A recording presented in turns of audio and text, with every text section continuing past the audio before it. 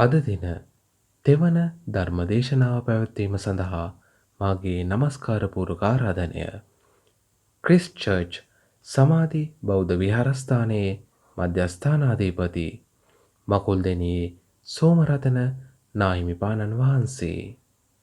සාදු සාදු සාදු.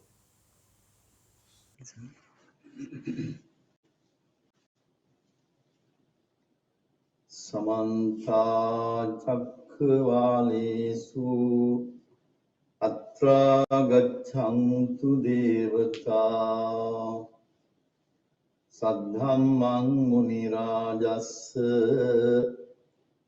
सुनन्तु सग्गमुक्खदं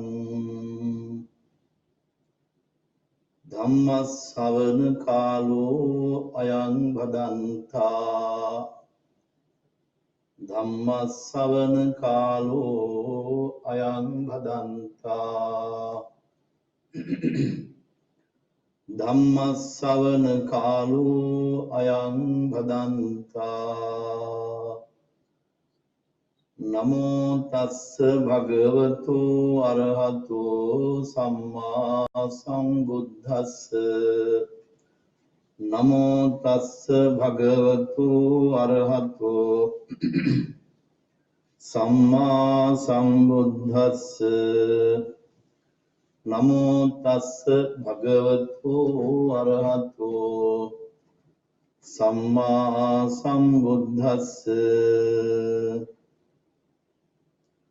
යස්ස කස්සචි භික්ඛවේ භික්ඛුනෝ පංචචේතෝ කිලා අප්පයේනා පංචචේතසෝ විනිබන්ධා අසමුච්චින්නා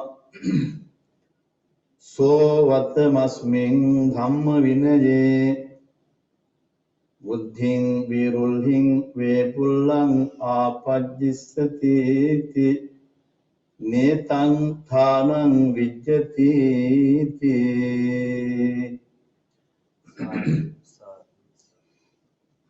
බණ ඇසීමට සූදානමින් සිටින සදහැවත් පින්වත්නි, අපි මේ වෙලාවේ ටික වේලාවක් ධර්ම දේශනා කරන්නට බලාපොරොත්තු වන්නේ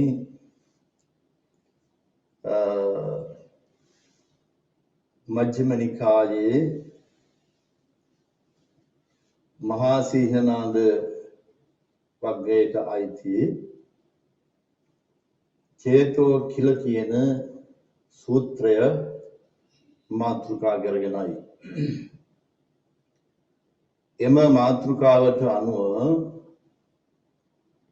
ඒ ධර්ම දේශනාව ආරම්භ කරන්නට පළමුවෙන් මේ ධර්ම දේශනාව පැවැත්වීමේ අරමුණ දායකත්වය ආදී පිටබඳව කෙටි හැඳින්වීමක් කිරීමට අපිට මතක් කළා. අද මේ ධර්ම දේශනාවේ අරමුණ තමයි කෝට්ටේ ධර්ම මහා සංඝ සභාවේ මහෝපාධ්‍යාය ගම්පහ දිසාවේ ප්‍රධාන සංඝනායක දුරන්දර කැලණිය වනවාසල පුරාණ විහාරාධිපති වැඩවිසූ ඒ අපවත් වී වදාළ අති ගෞරවාර්හ කොටිවිල විමලකිත්ති නායක ස්වාමීන්ද්‍රයන් වහන්සේගේ ගුණ සිහිපත් කරලා උන්වහන්සේට පින් අනුමෝදන් කිරීම.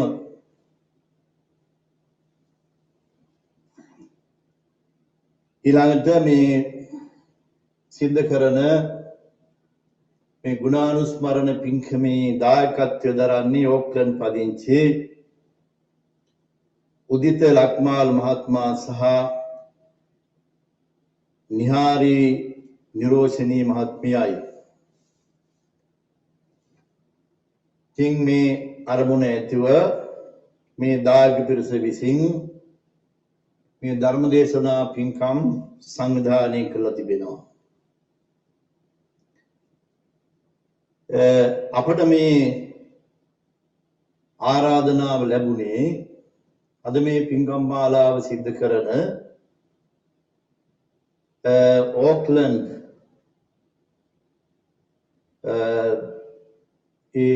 බෞද්ධ අධ්‍යයන කේන්ද්‍රයේ අධිපති වැඩ වාසය කරන අපි කවුරුත් දන්නා හඳුනන නමින් මේ විහාරස්ථානයේ හැඳුන්වුවොත් පෙම්රෝස් විහාරස්ථානයේ විහාරාධිපති පූජ්‍ය රන්කිරියා ගොල්ලේ අනුරුද්ධ හාමුදුරුවෝ තමයි අපට මේ ධර්ම දේශනාව සඳහා ආරාධනා කරන්න යෙදුනේ. ඉතින් උන්වහන්සේ ඒ ආරාධනා කරන වෙලාවේ අපි අහුවා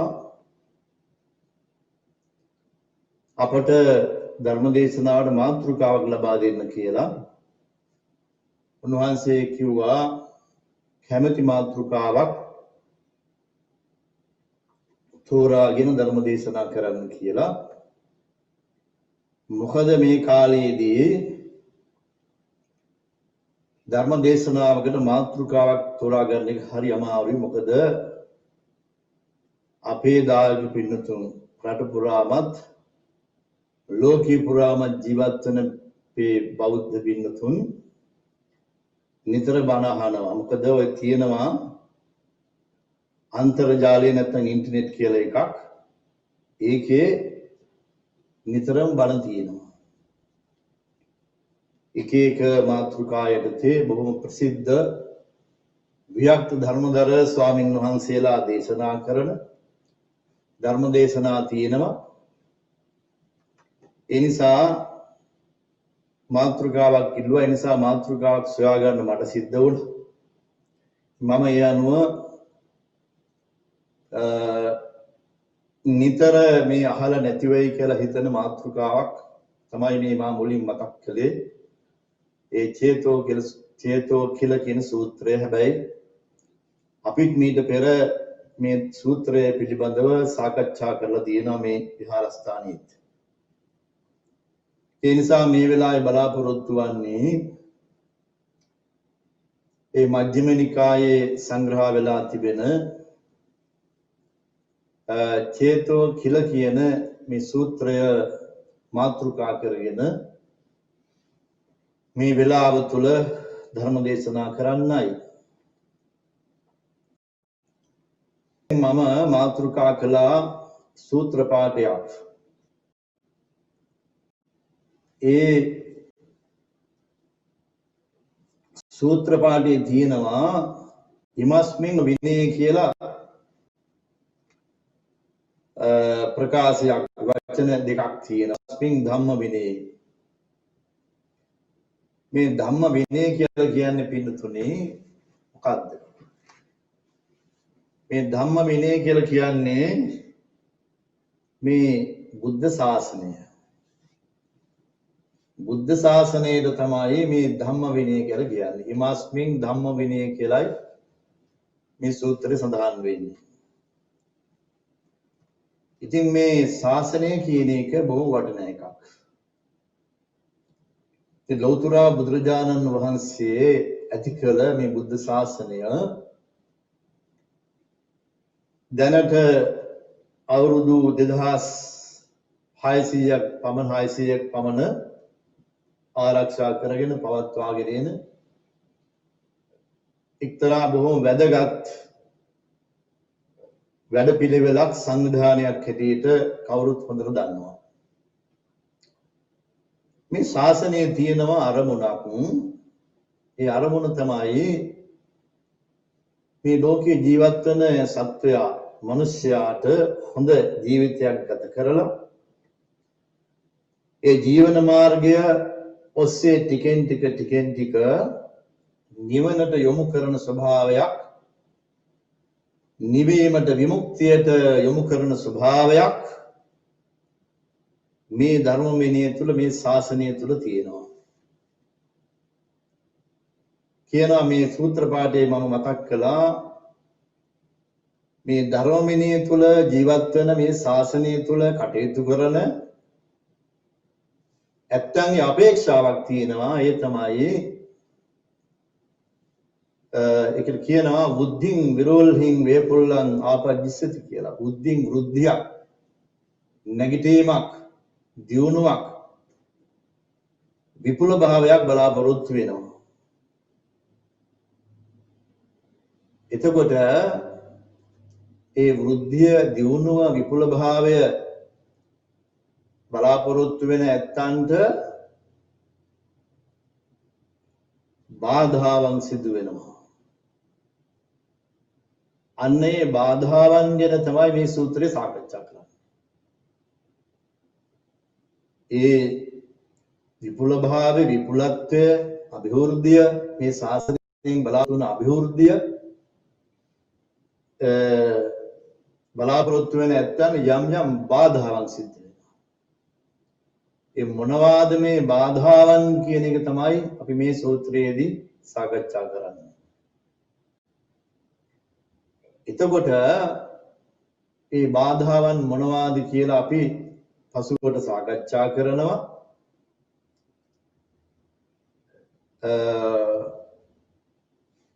ඒ විපුල භාවයේ පිණිස, වෘද්ධියේ පිණිස, දියුණුව පිණිස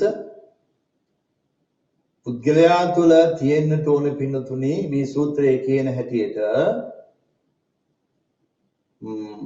ආතප්පාය, අනුയോഗාය, සාතච්ඡාය, පධානාය කියලා මේ වැඩ පිළිවෙලක් තියෙන්නට ඕන. ආතප්පාය කියලා කියන්නේ මේ පින්නතුන් මේ වචනේ අහලා තියෙනවා මේ ඊට පෙර. ආතප්පාය කියන්නේ කෙලස් තවන එකට තමයි ආතප්පාය කියලා. ආතප්ප කියන්නේ තවනවා. කෙලස් තවන්නට වීරියක් තියෙන්නට ඕන. දැන් අපේ ළඟ කෙලස් තියෙනවා. මේ කෙලස් තවන්න හැමදෙනාටම සිද්ධ වෙන්නේ නැහැ. මේ කෙලස් දුරු කරන්න, නැති කරන්න, වැඩපිළිවෙල ක්‍රියාත්මක කරගෙන ඉදිරියට යන්න, කෙලස් තවලා කෙලස් නැති කරගෙන මේ වැඩපිළිවෙල ඉදිරියට යන්න හැමදෙනාටම හිත දෙන්නේ. ඒක සඳහා ලොකු කැපකිරීමක් තියෙන්න ඕන. ඒ සඳහා වීරයක් තියෙන්න ඕන. සමහර ඇත්ත උදාසීන වුණා මේ වීරිය මඟදී අත්හරිනවා. මොකද සාමාන්‍ය ප්‍රදග්ජන සත්වයාගේ ස්වභාවය තමයි මේ කෙලෙස් එක්ක ඉන්න කැමති. මේ ක්ලේශ ධර්මයන් සමග එකට ඉන්න කැමති එක මේ ප්‍රදග්ජන සත්වයාගේ ස්වභාවයක්. මේකෙන් ගොඩ ගන්නවා කියන එක හරි අමාරුයි. ඒ නිසා මේකට ලොකු වීරයක් තියෙන්න ඕන. නොනවත්වා යන වැඩපිළිවෙලක් තියෙන්න ඕන. එතකොට තමයි මේ කෙලස් තවලා ඉදිරියට ගිහිල්ලා මේ ශාසනයෙන් ප්‍රයෝජනයක් ගන්න පුළුවන්කම ලැබෙන්නේ. මම මුලින් මතක් කළා බුද්ධින් විරෝල්හින් වේපොල්ලන් කියලා. වෘද්ධියක්, විපුල භාවයක්, දියුණුවක් ලබා ගන්න පුළුවන්කම ලැබෙන්නේ මෙන්න මේ වීරිය තියෙන තැනත්තාටයි. ඒ නිසා මේ වීරිය කියන එක, උත්සාහය කියන එක, නොනවත්වා නොකඩවා යන ඉදිරියට යන උත්සාහය කියන එක මේ ශාසනයෙන්, මේ ධර්ම විනයෙන් ප්‍රයෝජනයක් ගන්න බලාපොරොත්තු වෙන තැනත්තා තුල තිබිය යුතුයි කියන එක තමයි මේ සූත්‍රයේදී අපට මතක් කරලා තියෙන්නේ. එතකොට මේ කෙලස් නිසා තමයි අපට මේ ඉදිරියට යන්න බැරි. ඉදිරියට යන්න අපහසු. ඉදිරියට ගිහිල්ලා අපේ බලාපොරොත්තු වෙන අරමුණක් තියෙනවා. මේ සියලු කෙලසුන් නැසලා අපි බලාපොරොත්තු වෙන අරමුණ තමයි උතුම් වූ නිර්වාණ ශාන්තිය සාක්ෂාත් කර ගැනීම, නිවන, නිවීම, සංසාර විමුක්තිය සලසා ගැනීම. ඒක තමයි අපේ අරමුණ. එහෙමනම් අපි හිතන්න ඕන මේ කෙලෙස් කියන්නේ මොනවද? මේ ගැන තමයි අපි සාකච්ඡා කරන්නේ. එතකොට මේ කෙලෙස් තියෙන්නේ කොහෙද? කෙලෙස් තියෙන්නේ අපේ සිතේ. අපේ සිතේ තමයි කෙලෙස් තියෙන්නේ. මේ රාග, දෝෂ, මෝහ, මද, මාන, ඊර්ෂ්‍යා, වෛරය, තරහව ආදී ඔය නරක දේවල්, හිත කිලිටු කරන දේවල්, කසල ගොඩවල් කොහොම අපේ හිතේ තමයි තියෙන්නේ. හිත බින්දුනේ සැබෑයින්ම බලනකොට බොහොම ප්‍රභාස්වර එකක්. හිත ගැන බුදුරජාණන් වහන්සේ තරම් කතා කරපු වෙනත් කෙනෙක් කිසිම ශාස්ත්‍රවරයෙක් මේ ලෝකේ පහළ වෙලා නැහැ. පබස්සර මිදං භික්කවේ චිත්තං තංජකෝ ආගන්තුකේහි උපක්ඛිලේහි උපක්ඛිලිට්ඨං. ඒ කියන්නේ මේ සිත කියන එක හරීම ආලෝකමත් එකක්. හරීම ප්‍රභාමත් එකක්. මේ ආලෝකමත් හිතට ප්‍රභාමත් හිතට ආගන්තුකේහි උපක්ඛිලේසේ ආගන්තුක කියන්නේ පිටින් මේ සිත අපි ඉපදෙනකොට බලන්න පුංචි දරුවෙක් බලන්න. මේ පුංචි දරුවෝ කුඩා දරුවෝ ඉපදිච්ච ගමන් කොච්චර හරි සුන්දරයිද? මේ පුංචි දරුවෝ හිනා වෙනකොට අවංකවම හිනා වෙනවා. මේ කවුද කින්ද මන්ද කියලා බලන්න. දැක්කම හිනා වෙන වෙලාවට ඕන කෙනෙක් එක්ක හිනා වෙනවා. කළුද සුදුද කියලා බලන්න. මේ මගේ කවුද මගේ නෑදෑයෙක්ද කියලා බලන්න. අසල්වැසියෙක්ද කියලා බලන්න ඕන හිනා වෙන ඕන කෙනෙක් පුංචි දරුවෝ කුඩාම දරුවෝ හොඳට හිනා වෙනවා. මොකද ඒ පුංචි කාලේදී ඒ දරුවන්ගේ හිත හරි ප්‍රභාස්වරයි. හරිම ආලෝකමත්. ඉතින් ටික ටික ලොකු වෙනකොට තංචකෝ ආගන්තුකේහි උපක්ඛිලේසේ උපක්ඛිලිට්ඨං. ලොකු වෙනකොට තමයි ටික ටික මේ හිතට කිලුටු නැත්තම් කෙලස් එන්නේ.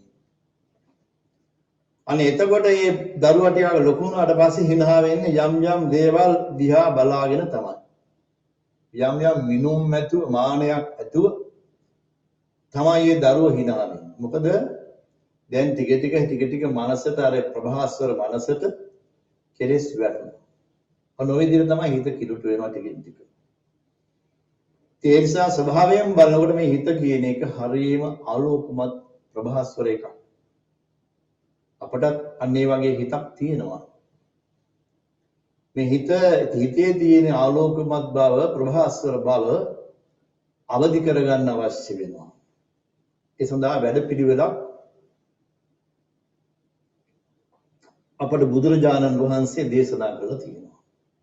ඒ වැඩපිළිවෙල අනුගමනය කළොත් වැඩපිළිවෙල ටික දියුණු කළොත් එහෙම මේ හිතේ තියෙන කෙලෙස් ටික දුරු කරලා හිත පිරිසුදු කරගන්න පුළුවන්කම තියෙනවා. මේ බුදුරජාණන් වහන්සේ මේ හිත පිළිබඳව බොහෝම ගැඹුරින් පුළුල්ව දේශනා කළා තියෙනවා. මේ අත දන්නවා මේ ත්‍රිපිටකයේ අභිධර්මයේ කියන කොටසේ හිත ගැන විශාල පුළුල් විග්‍රහයක් කරලා තියෙනවා. හිත උපදින්නේ කොහොමද? ඇයි හිත උපදින්නේ? ආදි වශයෙන් ලොකු විග්‍රහයක් තියෙනවා හිත පිළිබඳව. එතකොට මේ සිත පිළිබඳව ඔය අභිධර්මාර්ථ සංග්‍රහයේම පැහැදිලි කරනවා සිත කියන්නේ කොහොම එකක්ද කියලා. කියනවා ආරම්මන විජානන ලක්ෂණං චිත්තං කියලා. අරමුණු දැනගන්නා වූ ස්වභාවය තමයි සිත කියලා කියන්නේ. ආරම්මන විජානන ලක්ෂණං චිත්තං. චිත්තං කියන්නේ හිත. ආරම්මන කියන්නේ අරමුණු වලට, විජානන කියන්නේ දැනගන්නා වූ ලක්ෂණය. අරමුණු දැනගන්නා වූ ස්වභාවයේ ලක්ෂණය තමයි හිත කියලා කියන්නේ. තවත් තැනකින් කියනවා චින්තියති චිත්තං කියලා. හිතන නිසා හිත කියලා කියනවා. එතකොට අපිට තියෙනවා ඇස කන දිව නාසය ශරීරය කියලා මේ ඉන්ද්‍රියන් පහක්. මේ වගේ අපි අරමුණු ගන්නවා. බාහිර ලෝකයේ තියෙන අරමුණු ගන්නවා. රූප, ශබ්ද, ගන්ධ, රස, ස්පර්ශ කියන මේ අරමුණු අරගෙන අපි එකේ විදිහට මේ හිතේ තියා ගන්නවා මේවා. ඉතින් සමහර විට මේ ගන්න අරමුණු අනුව අපේ හිත කිලුට වෙනවා. අපි ගන්න ආකාරය අපේ තරම මත ඒ පුද්ගලයාගේ තරම මත හිත කිලිටි වෙනවා. නැත්තම් වෙනද හිත කියන එක හරි පිරිසුදු එකක්. ඉතින් බුදුරජාණන් වහන්සේ හිත පිළිබඳ හුඟක් දේශනා කරලා තියෙනවා සතිපට්ඨාන සූත්‍රයේ. හිත පිළිබඳව ලොකු විවරණයක් කරනවා. කියනවා වීත රාග සිත, වීත දෝෂ සිත, වීත මෝහ සිත ආදී ඔය විදිහට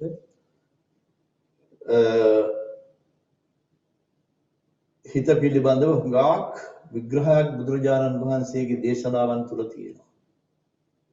මේ හිත ගැන දැනගන්න පින්නතුනේ අප තුළ හොඳ ජීවිත පදනමක් තියෙන්න ඕනේ. සීලයේ පිහිටලා අපි හොඳ ජීවිත පදනමක් ඇති කරගත්තොත් තමයි තමන්ගේ හිත පිළිබඳව තමන්ට දැනගන්න පුළුවන්කම ලැබෙන්නේ. ඔය බටහිර මනෝවිද්‍යාවේ හිත පිළිබඳව කතා කරන්නේ අර හොඳ ජීවිත පදනමක් ඇති කරගෙන ආධ්‍යාත්මික දියුණුවක් ඇති කරගෙන නෙවෙයි හිත පිළිබඳව කතා කරන්නේ. නිකන් ඔය සමහර විට ඔය ලැබ් එකකට සත්තු ටිකක් දාලා ඒ සතුන්ගේ චර්යාව දිහා බලලා ඒ ඔස්සේ යම් යම් නිගමන වලට පැමිණෙනවා. හිත පිළිබඳව චර්යාව දිහා බලලා මිනිසුන්ගේ චර්යාව දිහා බලලා මිනිසුන්ගේ හිත පිළිබඳව යම් යම් මැනීම් කරනවා බටහිර මනෝවිද්‍යාව. ඒගොල්ල ඔය යම් යම් විසඳුම් දෙන්නේ ජීවිතවලට. සමහර අපි කියනවා මෙහි කියනවා ස්ට්‍රෙස් කියලා කියනවා, ડિප්‍රෙෂන් කියලා කියනවා, නැත්නම් මානසික ආතතිය කියලා කියනවා. ඒවා ඇති වුණාම ඒවට ප්‍රතිකාර දෙන්න අරවා යොදා ගන්නවා. මිනිසුන්ගේ චර්යාව ඔස්සේ හොයාගත්තු ඒ මනෝවිද්‍යාව, මානසික විද්‍යාව යොදා ගන්නවා. ඒක එච්චර හොඳ විසඳුමක් නෙවෙයි. ඉතින් බුදුරජාණන් වහන්සේ මේ මනස පිළිබඳව, මනස පිරිසුදු කරගන්න ආකාරය පිළිබඳව බොහොම ගැඹුරින් දේශනා කරලා තියෙනවා. අපේ මනසේ යම්කිසි පසුබෑමක් තියෙනවා නම්, මානසික පීඩනයක් තියෙනවා නම් ඊට හේතුව මොකක්ද කියන එක ලෝතර බුදුරජාණන් වහන්සේ බොහොම පැහැදිලිව දේශනා කළා තියෙනවා. අපේ හිතේ පවතිනවා පින්නතුනේ ඇලීම කියන එකක්. ඒ වගේම ගැටීම කියන එකක් පවතිනවා. ප්‍රධාන කාරණා දෙක වෙන්නේ මේක තමයි. ඇලීම ඇති වෙන්නේ මේ තණ්හාව නිසා. කොච්චර වුණත් මේ තණ්හාව නැති කරන්නේ නැතුව, මේ ගැටීම නැත්තම් ද්වේෂය අඩු කරගන්නේ නැති කරගන්නේ නැතුව මානසික පාරිශුද්ධියක්, මනසේ පිරිසුදු බවක් ඇති කරගන්න පුළුවන් කමක් නැහැ. අපි අරමුණු ගන්නකොට එක්කෝ ඒ අරමුණු පිළිබඳව ඇලීමක් ඇති කරගන්නවා, එක්කෝ ගැටීමක් ඇති කරගන්නවා. මේක හේතු වෙනවා අපේ මානසික ආතතියට. යම් ප්‍රමාණයකින් ඇලීම වැඩි නම්, ගැටීම වැඩි නම් ඒ ඇත්තන්ගේ මානසික ආතතිය වැඩි, ස්ට්‍රෙස්, ડિප්‍රෙෂන් වැඩි වෙනවා. ඒක නිසා ඒක ටික අඩු කරගෙන යනකොට තමයි ඒ ඇත්තට සැනසීමක් ඇති වෙන්නේ. ඒකට අපිට තියෙන වැඩපිළිවෙල. ඉතින් බුදුහාමුදුරු දේශනා කරනවා සීලේ පතිත්ථාය නරෝ සපඤ්ඤෝ ඔය විදිහට වැඩපිළිවෙලක්. මේ නුවණ තියෙන ඇත්ත සීලේ පිළිපදිනවා, ගුණ ධර්මයේ පිළිපදිනවා. ගුණ ධර්මයේ පිළිපදලා මේ වැඩපිළිවෙල අරගෙන යනවා. මේ වැඩපිළිවෙල අරගෙන යන ඇත්තන්ගේ තුලින් අර ඇලීම ගැටීම ටික අඩු වෙලා ගිහිල්ලා නැත්තර නැති වෙනවා. අනේ ඒත්තර තමයි නියම සැනසුම ලැබෙන්නේ. එතකල් ඔය මානසික ආතතිය කියන එක පෘථග්ජන හැම සත්වයා තුළම තියෙනවා. ඒ ඇලීම ගැටීම වැඩි වෙනකොට අපට ඒ ඇත්තන්ගේ මානසික ආතතිය එළියට පේන්න ගන්නවා. එතකොට අන්න ඒ වගේ ස්වභාවයක් තමයි මේ සිත කියන එක. සිත තුළ තියෙන අන්න ඒ වගේ ස්වභාවයක්. නිසා මේ සිත පිළිබඳව තමයි මේ අපි මේ වෙලාවේ මේ කාරණා ටික සාකච්ඡා කරන්න බලාපොරොත්තු වෙන්නේ. ඒ හිත කිලුට වුණොත් එහෙම හිතේ කෙලස් තිබුණොත් එහෙම අර මේ ශාසනයේ බලාපොරොත්තු වෙන ධර්ම විනයේ බලාපොරොත්තු වෙන වෘද්ධිය දියුණුව ලබා ගන්න බැරි වෙලා යනවා.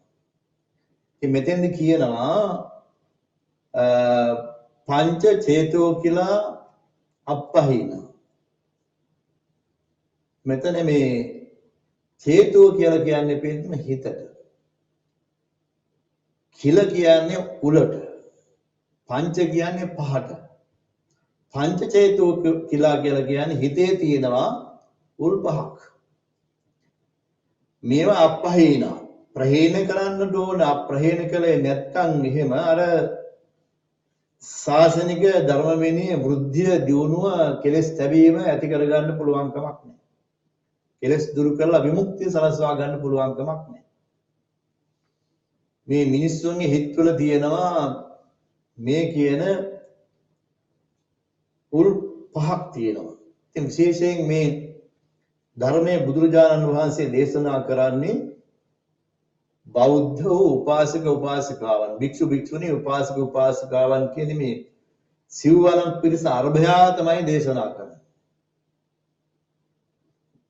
ඉතින් භික්ඛු කියලා බුදුරජාණන් වහන්සේ අමතන්නේ තමන්ගේ ළඟම ඉන්න පිරිස භික්ෂුන් නිසායි. ඉතින් යම් කිසි කෙනෙක් සංසාර විමුක්තිය බලාපොරොත්තු වෙනවා නම් මේ කියන පංච චේතු කියලා මේ මානසික උල් මනසේ තියෙන උල් පහ ඉවත් කරන්නට ඕන. එයින් පළවෙනි උල තමයි ඉවත් කළ යුතු සත්තරේ කංකති විචිකිච්ඡති නාදි මුච්ඡති න සම්පසීදති කියන මේ කාරණය. සත්තරේ කියලා කියන්නේ බුදුරජාණන් වහන්සේට. කංකති විචිකිච්ඡති සැක සංකා ඇති කරගන්නවා බුදුරජාණන් වහන්සේ පිළිබඳ. අනේක තමයි පළවෙනි උල. මේ උල ඉවත් කරන්නට ඕන. එතකොට කංකති විචිකිච්ඡති මේ හිතේ ඇති කරගන්නා වූ සංකාව සැකය තියෙන තාක්කල් අපිට දියුණු වෙන්න බෑ. ජීවිතේ කිසිම දියුණුවක් ලබා ගන්න බෑ. ආධ්‍යාත්මික නෙමෙයි බාහිරව දියුණුවක් ලබා ගන්න බෑ. හිතේ සැක සංකාව දුරු කරලා ඉදිරියට ගියේ නැත්තම්. මේ විචිකිච්ඡාව සැකය කියන එක හරියට අපි ගමනක් යන්න ගිහිල්ලා පාරක යනකොට හන්දියක් හම්බුනා වගේ තමයි විචිකිච්ඡාව කියන එක. අපි හන්දියකට දෙබන් සංදියකට තුන්බන් සංදියකට ගියාම අපි දැනගන්න ඕනේ යන්න පාර මොකක්ද කියලා. නැත්නම් අපිට හැමදාම එතන ඉන්නේ. විචිකිච්ඡාව තියෙන එක්කෙනා තමයි කවදාකවත් දියුණුවක් ලබන්නේ නැහැ. එතනමයි ආයින්නේ. ඒ නිසා බුදුහාමුදුරුවෝ පිළිබඳ විචිකිච්ඡාව කියන එක දුරු කරගන්න ඕනේ. දැන් බලන්න බුදුරජාණන් වහන්සේ කියලා කියන්නේ මේ ලෝකේ පහළ වුණු අති ශ්‍රේෂ්ඨම ශාස්ත්‍රවරයන් වහන්සේ. ඒ උන්වහන්සේ පිළිබඳව කතා කරනකොට අපි නිතර උන්වහන්සේට වන්දනා කරනකොට ඒ අරහං ආදී බුදු ගුණ කියලා බුදුරජාණන් වහන්සේට අපි වන්දනා කරනවා. අරහං සම්මා සම්බුද්ධ විද්‍යාචරණ සම්පන්න සුගත ලෝක විදු ආදී වශයෙන්. මොකක්ද මේ අරහං කියවේ? ධර්මයේ සඳහන් වෙනවා ආරකත්තා හතත්තාච කිලේසාරීන සෝමුනි හත සංසාර චක්කාරෝ පච්චයා දීන මහරහෝ නරහෝ කරෝති පාපානි අරහං තේන උච්චති. මේ නිසා තමයි බුදුරජාණන් වහන්සේට අරහං කියලා කියන්නේ. ආරකත්තා හතත්තාච කිලේසාරීන සෝමුනි. ඒ බුදුරජාණන් වහන්සේ ආරක මේ සංසාරයේ තියෙන හරය සිදුම දාපු කෙනෙක්. උතුමන් වහන්සේ. බුදුරජාණන් වහන්සේ මේ සංසාරයේ හරය බින දමලා තියෙනවා. කෙලෙසාර කෙලස් ඒ වගේම කෙලස් කියන හතුරන් අපේ මනස තුළ පවතිනවා. ඒ කෙලස් සතුරන් හැම කෙලස් සතුරෙක්ම බුදුරජාණන් වහන්සේ ඉවත් කරපු කෙනෙක්, ඒ සතුරන්ගෙන් ජයග්‍රහණය කරපු කෙනෙක් බුදුරජාණන් වහන්සේ කියන්නේ. ඒ වගේම සංසාර චක්‍රය කියන එක බොහොම දිග එකක්. මේ සංසාර චක්‍රයේ හරයන් සියල්ලම සිඳ විඳ දාපු කෙනා තමයි බුදුරජාණන් වහන්සේ. හත සංසාර චක්කාරෝ පච්චයාදීනවහරව බුදුරජාණන් වහන්සේ චීවර, පිණ්ඩපාත, සේනාසන, ගිලාන ප්‍රත්‍ය කියන සිව්පසය ලබා ගැනීමට බුදුරජාණන් වහන්සේ සුදුසුයි. ඒ වගේම බුදුරජාණන් වහන්සේ රහසින්වත් පව් කරන්නේ, වැරදි කරන්නේ. ඒ මිනිස්සු, සාමාන්‍ය මිනිස්සු ලෝකයේ සමාජයේ හොඳට පේන්න හිටියට, සමාජයේ පේන්න හිටියට ඔය අනිත්‍යයට පේන්නේ නැති වෙන රහසේ යම් වැරදි කරනවා. නම් බුදුරජාණන් වහන්සේ කිසිම දවසක රහසින්වත් වැරද්දක් කරන්නේ. ඒ නිසා බුදුරජාණන් වහන්සේට කියනවා අරහං කියලා. ඊළඟට තව ගුණ තියෙනවා. ගොඩාක් බුදු ගුණ කියන එක පින්නතුනේ වර්ණනා කරලා ඉවර කරන්න පුළුවන් කමක් නැහැ. වර්ණ අතික්‍රාන්තයි. කොච්චරද කියලා බුදුරජාණන් වහන්සේගේ ගුණ කියලා නිම කරන්න පුළුවන් කමක් නැහැ. ඒ තරම් බුදුරජාණන් වහන්සේගේ ගුණ කදම්බය මහා විශාලයි. බුදුරජාණන් වහන්සේට කියනවා පින්තුනි අසම කියලා කියනවා සමාන කරන්න බැරි හන්ද. අසම සම කියලා කියනවා. මොකද අසම සම කියන්නේ සම කරන්න පුළුවන්කම තියෙන්නේ අසම වූ කෙනෙකුට පමණයි. ඒ තමයි තවත් බුදුරජාණන් වහන්සේ කෙනෙකුට පමණයි බුදුරජාණන් වහන්සේ සමාන කරන්න පුළුවන් කියන්නේ. ඒ නිසා බුදුරජාණන් වහන්සේ අසම සමානයි. අන්න එහෙමයි බුදුරජාණන් වහන්සේගේ ගුණය කියන එක. ඉතින් බොහෝ දෙනා බුදුරජාණන් වහන්සේගේ ගුණ වර්ණනා කළා. ඒ නිසා බුදුරජාණන් වහන්සේ අපි හොඳට දකින්න ඕනේ. බුදුරජාණන් වහන්සේගේ රූපය දැක්ක පහදිනවා. අර මේත් වහලා තියෙනවා බුදුරජාණන් වහන්සේ දෙතිස් මහා පුරුෂ ලක්ෂණයන් යුක්තයි කියලා. අර ද්‍රෝණ කියන බ්‍රාහ්මණයා මේ අංග ලක්ෂණය බලන්න මිනිසුන්ගේ ශරීරයේ අංග ලක්ෂණ බලන්න හොඳට දක්ෂයෙක් කෙනෙක්. ඉතින් බුදුරජාණන් වහන්සේගේ දෙතිස් මහා පුරුෂ ලක්ෂණ තියෙනවා කියලා ආරංචියට මේ ද්‍රෝණ කියන බබන බුදුරජාණන් වහන්සේ දකින්න යනවා. ගිල බලාගෙන ඉන්න බුදුරජාණන් වහන්සේ දිහා. මෙයා එකින් එක ගණන් කරලා ගියාම මෙයාට ආවා බුදුරජාණන් වහන්සේගේ මේ මහා පුරුෂ ලක්ෂණ 30ක් ආවා. දෙකක් පෙනුන්නේ. මේ දැනගත්ත බුදුරජාණන් වහන්සේ මේ ද්‍රෝණ බමුණ මගේ මේ දෙතිස් මහා පුරුෂ ලක්ෂණ දිහා බලාගෙන ඉන්නේ.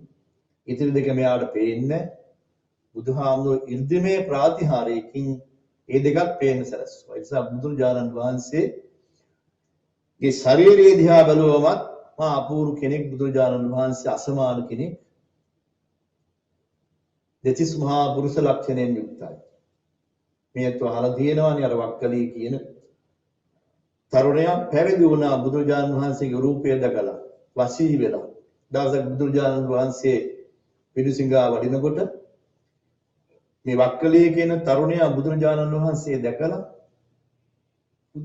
බුදුරජාණන් වහන්සේගේ ඉරියව් දැකලා ශරීරය දැකලා පැහැදීමටපත් වුණා. කල්පනා කළා විහාරයට යන්න ඕන කියලා. ගිහිල්ලා බුදුරජාණන් වහන්සේ දිහා බලාගෙන ඉන්න හැමදාම බුදුරජාණන් වහන්සේ දිහා බලාගෙන ඉන්න ඕන කියලා පැවිදි වුණා. පැවිදි වෙලා බුදුරජාණන් වහන්සේ දිහා දැන් හැමදාම බලාගෙන ඉන්න.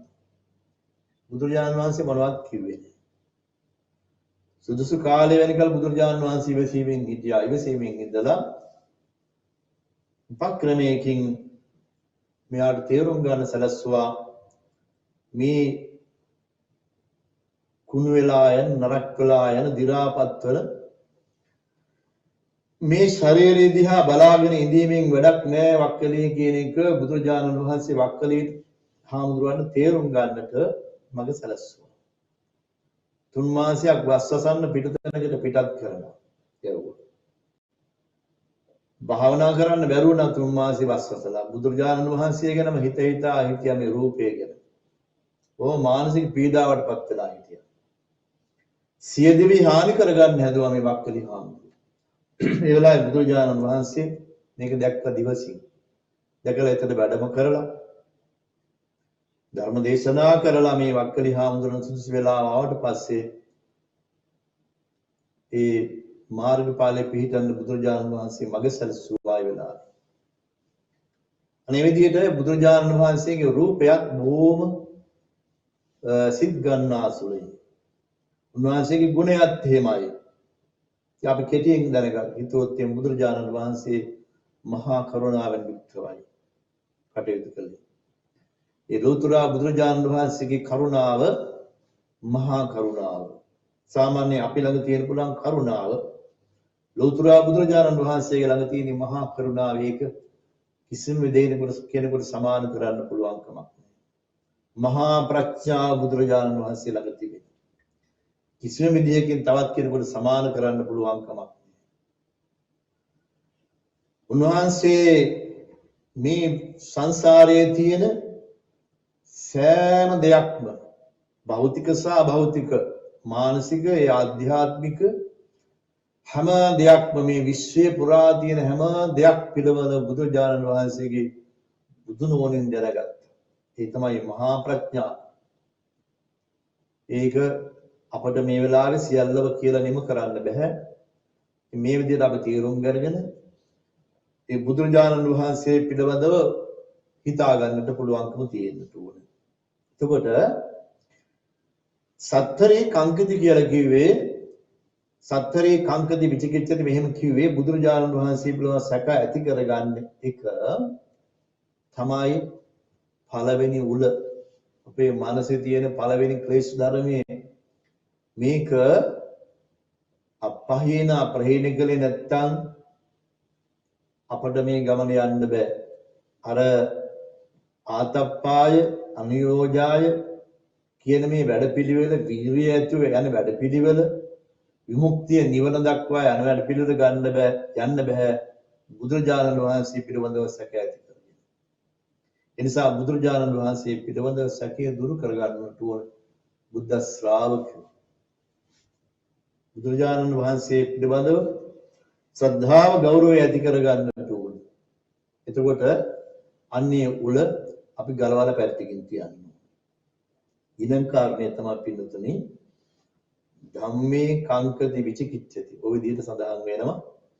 පිළිබඳ විචිකිච්ඡාව සැකේ ඇති කරගන්න හොඳ නැහැ. ධර්මයේ කියන්නේ මොකද්ද? මේ සතර අපායෙන් ගලවලා නිවනට යොමු කරන මාර්ගය තමයි ධර්මය කියලා කියන්නේ.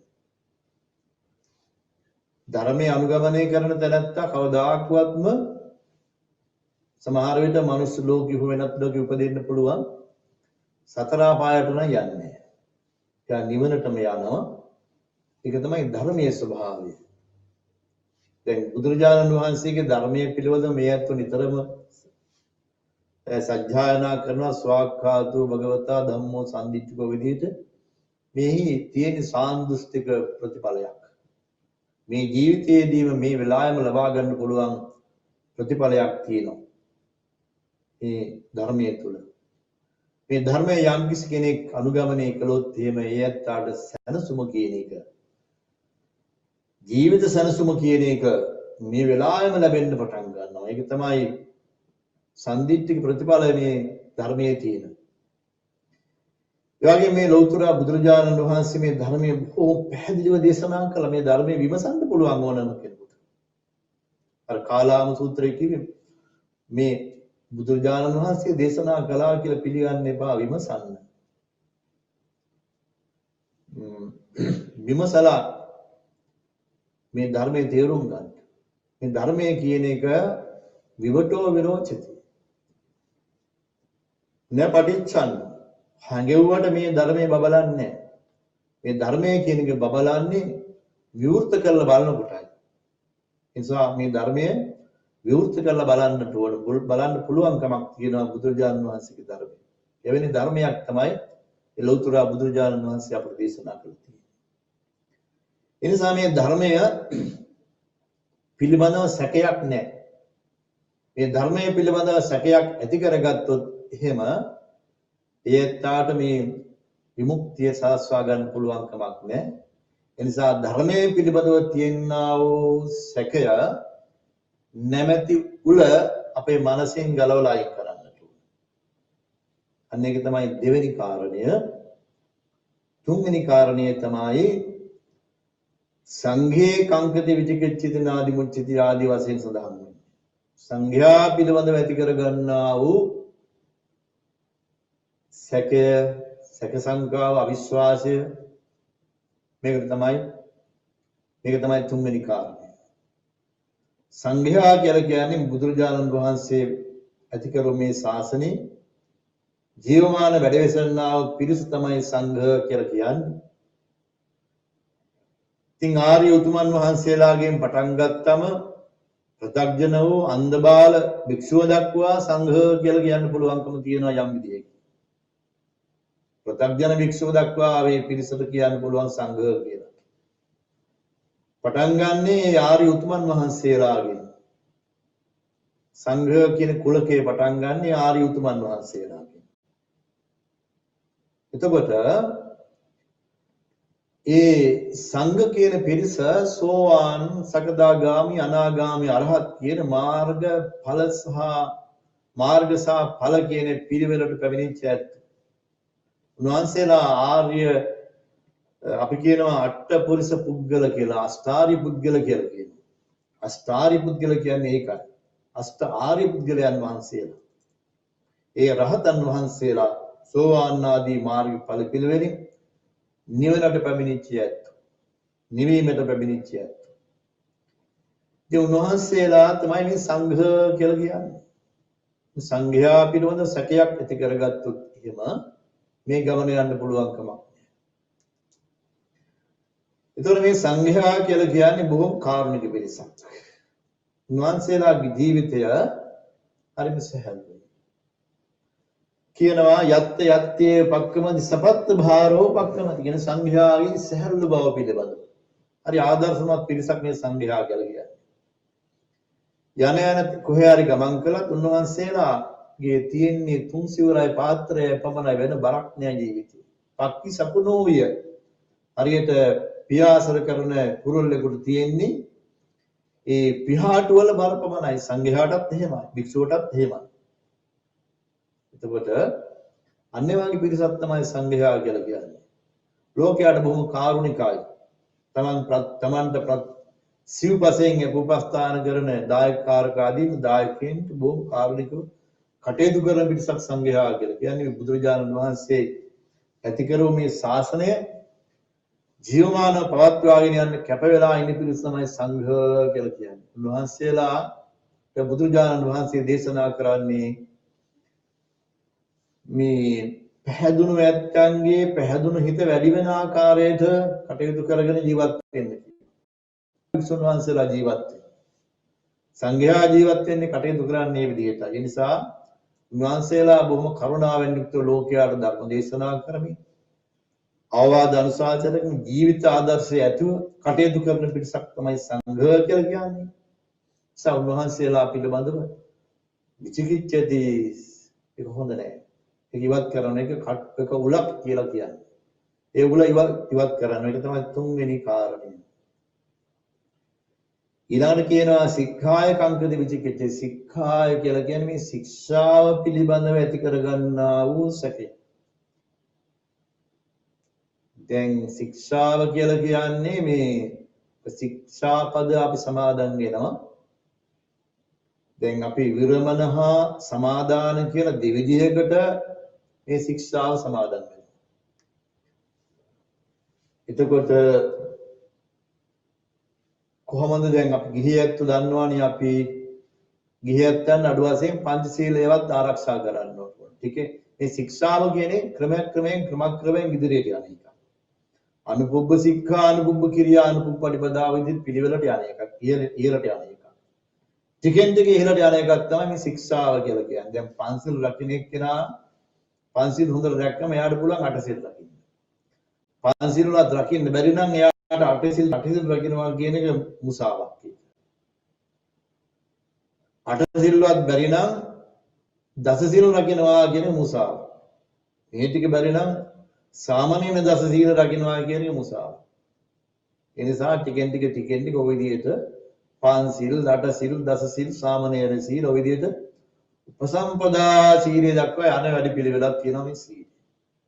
එතකොට ඔය සීලය කියන එක අනුපූර්ව ලක්ෂණයෙන් යුක්ත වැඩ පිළිවෙලක්. ඉතින් සමහරු කියනවා හිතනවා මේක දැන් විශේෂ දවස්වල අපේ බෞද්ධ පිළිතුම් පන්සිල් ආරක්ෂා කරන ඇත්තෝ අටසිල් ආදී සමාදන් වෙනවා. සමහරු හිතනවා එහෙම අටසිල් ගන්න අවශ්‍ය නැහැ. පන්සිල් ගන්න අවශ්‍ය නැහැ කියලා තෝ ඉන්න මම කවදාද කරන්නේ. ඒ නිසා මම පන්සිල් ගන්න අවශ්‍ය නැහැ කියන හිතන ඇත්තෝ ඉන්නවා. එහෙම එකක් නැහැ පිළිතුම්. මේක විරමණ හා සමාදාන කියලා වැරකිලා ඉන්නේ කොහොඳයි. දැන් ශික්ෂාපද කඩ කරන්නේ නැතුව වැරකිලා ඉන්නේ කොහොඳයි. එයින් එහාට සමාදාන කියලා කියන්නේ මේ වැරද්දෙන් වැළකී සිටීමෙන් හොඳ දේවල් කරන්න ඕන, යහපත් දේවල් කරන්න නැතුව ඉදිරියට යන්න. අර ආතප්පාය අනියෝගාය කියන වැඩ පිළිවෙල යන්න බෑ. විරමණේ වැළකීම හොඳයි. ඉතින් මේ ශික්ෂාපදවල තියෙන මේ වගේ වැඩ පිළිවෙල කෙනෙක් මතක තියාගන්න. එතකොට ඒ පිළිබඳව සැකය දුරු කරගන්නට ඕන. ඊට පස්සේ ඊළඟ එක තමයි සබ්‍රහ්මචාරයෝසු කුපුතෝ හෝති. සබ්‍රහ්මචාරී කියලා කියන්නේ මේ බ්‍රහ්මචාරී උතුමන් වහන්සේලා, වික්ෂුන් වහන්සේලා විශේෂයෙන්ම සබ්‍රහ්මචාරීන් විදිහට හඳුන්වනවා. උන්වහන්සේලා පිළිබඳව කිපීමක් ඇති කරගන්න හොඳ නැහැ.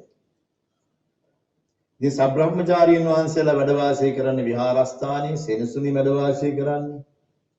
ඒ අරත් අපේ ගිහියැත්තොත් ඒ සීල් සමාදානන් දවසට අටසිල් දසසිල් ආදී සමාදන් වුණාම ගිහියැත්තෝ අබ්‍රහ්මචර්යා වේරමණී සික්ඛාපදං සමාදියාමිත ශික්ෂාපදයේ සමාදන් වෙනවා. එතකොට ඒ ඇත්තන්ට කියන්න පුළුවන් සබ්‍රහ්මචාරීන් කියලා. ඒ ඇත්තෝ తాවකාලික හරි බ්‍රහ්මචර්යාව ආරක්ෂා කරනවා. ඒ ඇත්තන් තුලත් කුපිත බව කියන එක හොඳ නැහැ. දැන් වික්ෂුන් වහන්සේලා විහාරස්ථානයේ වැඩ වාසය කරන උන්වහන්සේලා වැඩ වාසය කරන්නට ඕන කියලා කියන්නේ එකම සහෝදර පිරිසක්, එකම ඥාති පිරිසක් වගේ කියලා. එක එක පළාත් වලින් ආපු ලිය ඥාතිකම් නැති පිරිසක් තමයි පැවිදි වෙලා ඉන්නේ. ඒත් එකම ඥාති පිරිසක් වගේ, එකම සහෝදර පිරිසක් වගේ. ගෝලයන්ට ගුරුවරු පියපිතු සම්බන්ධය ඇති කරගෙන කියන අඤ්ඤමඤ්ඤෝහි පියචක්කෝයි සම්පස්සමාන ඔය විදිහට ඔවුනෝන් එකිනෙකා අතර මේ හොඳින් බලා කියාගෙන කටයුතු කරගෙන කීරෝධිකී භූතා කියලා කියන්නේ හරියට කිරෙන් වතුර වෙන් කරගන්න බැරුව වගේ ඒ විදිහට මේ බොහොම ස්වදශීලීව කටයුතු කරන්න ඕන සංඝයා කියන පිරිස, ඒ බ්‍රහ්මචාරී පිරිස. ඒක තමයි කුපිත වෙන්න හොඳ නැහැ ඇත්තෝ. ඒ ඇත්තම් පිළිබඳව ඒ සබ්‍රහ්මචාරීන් පිළිබඳව කුපිත වීමක් නැතුව කටයුතු කරන්නට ඕන. මේක තමයි පස්වෙනි කාරණය. එතකොට මෙන්න මේවා තමයි චේතෝ කියලා කිව්වේ හිතේ තියෙනා උල් පහ. මේ ටික ඉවත් කරගන්නට ඕන. මේ ටික ඉවත් කරගත්තොත් තමයි අර කියන විමුක්ති මාර්ගයට අපිට පදන් වීර්යය ඇති කරගෙන විමුක්ති මාර්ගයේ කරා යන්න පුළුවන්කම තියෙන එතකොටයි. ඊළඟට තියෙනවා පින්නතුන් දැන් ඔය මම මුලින් මතක් කළා පංච චේතසෝ විනිබන්ධා කියලා. බැඳීම් තියෙනවා පහක්. ඒ බැඳීම් පහ තමයි ඒ බැඳීම් පහ අපි නැති කරගන්නට ඕන. එයා කොහෙද තියෙන්නේ බැඳීම් පහ? හිතේ තියෙන්නේ. ඒ පළවෙනි කාරණය තමයි කාමේ අවිතරාගී හෝති. මේ කාම කියලා කියන්නේ කැමැති වෙන දේවල් වලට. අපි දිනන ඉන්ද්‍රිය පහක් ඇස කන දිව නාසය ආදී ඉන්ද්‍රියන් මගින් අපි අරමුණු ගන්නවා. රූප ශබ්ද ගන්ධ රස ස්පර්ශ ආදී අරමුණු අරගෙන අපි සමහර ඒවා හොඳයි කියලා සුඛයි සුභයි කියලා අපි තියාගන්නවා. සමහර ඒවා අසුභයි දුකයි කියලා ඒවා අපි ද්වේෂ කරලා අයින් කරලා දානවා. ඒතර කාම කියලා කියන්නේ කැමැති හොඳයි කියලා අල්ලාගත් දේවල් තමයි කාම කියලා කියන්නේ.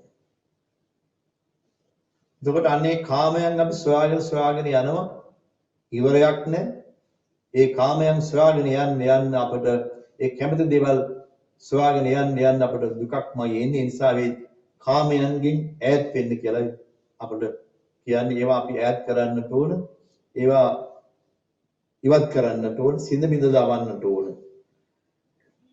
එතකොට ඒක තමයි පළවෙනි කාරණේ, බැඳීම් වලින් පළවෙනි කාරණේ.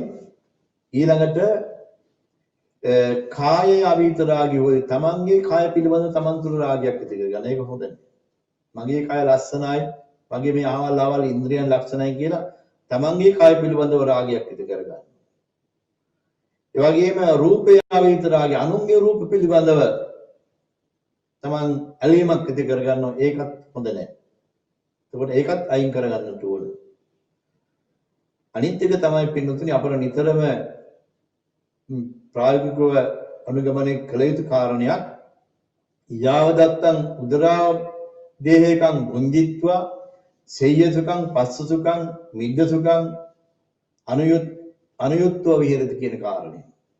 ඒ කියන්නේ මේ ආහාර ගන්නකොට ආහාරේ ප්‍රමාණයක් තියෙන්න ඕන ගන්න. අපි ජීවත් වෙන්නේ ආහාර ගන්න නෙමෙයි. ජීවත් වෙන්නේ ආහාර ගන්න නෙමෙයි ජීවත් වෙන්නේ අපි. ආහාර ගන්න අපේ ජීවිතය පවත්වාගෙන යන්න. ඉතින් ඒ නිසා ආහාර ගැනීම යම් සීමාවන් පනවා ගන්නට ඕන අපි. ඒ නිසා අපි ආහාර ගන්නකොට කියනවා දැන් අපි අතින් නම් ආහාර ගන්න. ඒ ආහාර ගන්නකොට තව දැන් බත් දැන් අපි අනුභව කරන්නේ තව බත් පිටු 4-5ක් ගැනීමට ඉඩ තියෙද්දි ආහාර ගැනීම නවත්තන්නට ඕන. වැඩි ආහාර ගත්තාම මේ අපි ශරීරය බොහොම අපහසු වෙන පවත්වාගෙන යන්නට. ඕනෑමට වැඩි ආහාර ගත්තම අපර නිදිමත හැදෙනවා, උදාසීන වෙනවා. ඒ නිසා ආහාර පිළිබඳව යම් සීමාවන් පනවා ගන්නට ඕන කියන එක තමයි හතරවෙනි කාරණය බැඳීම් වලින්. ඊළඟට පස්වෙනි කාරණය තමයි යම් ප්‍රතිපත්ති පුරනවා, සිල් ආරක්ෂා කරනවා, යම් දේවනිකායවල උප්පත්ති බලාගෙන, දිව්‍ය ලෝක සම්පත් බලාගෙන, බ්‍රහ්ම ලෝක සම්පත් බලාගෙන යම් අය සිල්වත් වෙනවා. ඒ නිසා මෙන්න මේ කියන කාරණා පහට කියන බැඳීම් පහ කියලා. මේවා අපේ හිතේ තමයි පවතින්නේ. මම කෙටියෙන් තමයි මේ කාරණා ටික කිව්වේ, මතක් කළේ. අපේ හිතේ පවතින. එතකොට මේ කාරණා 10ක් මම සඳහන් කළා.